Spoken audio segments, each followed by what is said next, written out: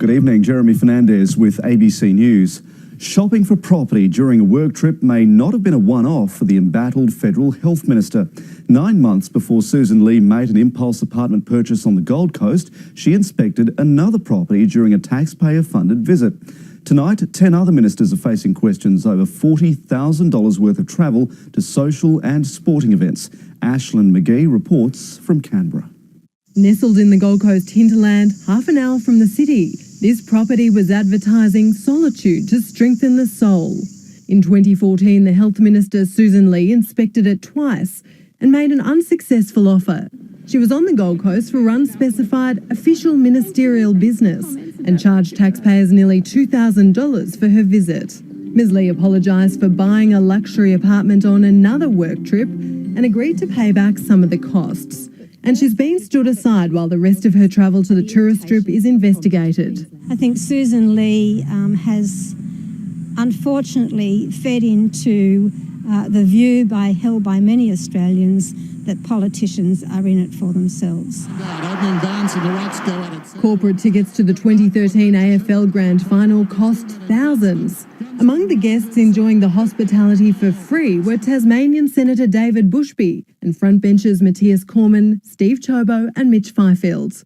3 of them billed taxpayers for their trip. Senator Bushby claimed $934 in flights and a Comcar.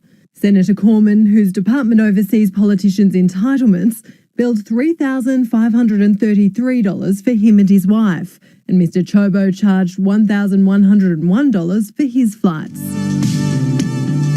In January, the Portsea Polo is the place to see and be seen.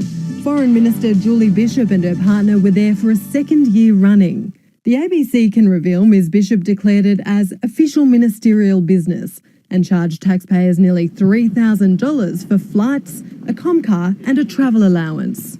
Labor's not immune either.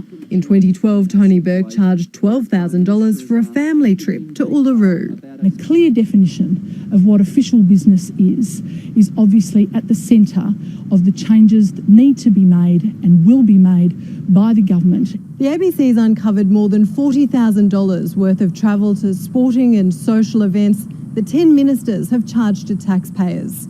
Their officers say they had official business and the travel was within the rules. But the rules aren't particularly clear. There's no official definition of what constitutes parliamentary, electorate or official business, which means that travel claims are often judged in the court of public opinion rather than against any official rules or standards. Ashlyn McGee, ABC News, Canberra.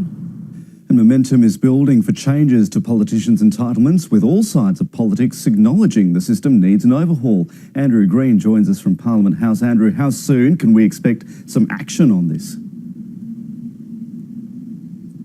Well, Jeremy, the government had commissioned an independent review and has had those recommendations for about a year. Now, since the election, the Special Minister of State has been working on an overhaul of the system.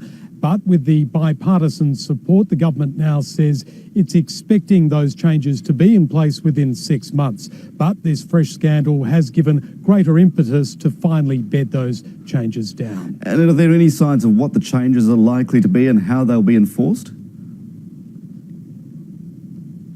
Yeah, we've got 36 recommendations in total, and the government says it's already implemented 3, but others will take more time and money to get right, including a new IT system to handle these expenses claims. But at the heart of the problem is the definition of parliamentary business, and the government wants to move away from a system that talks about entitlements to genuine work expenses. Jeremy? Andrew Green reporting from Canberra.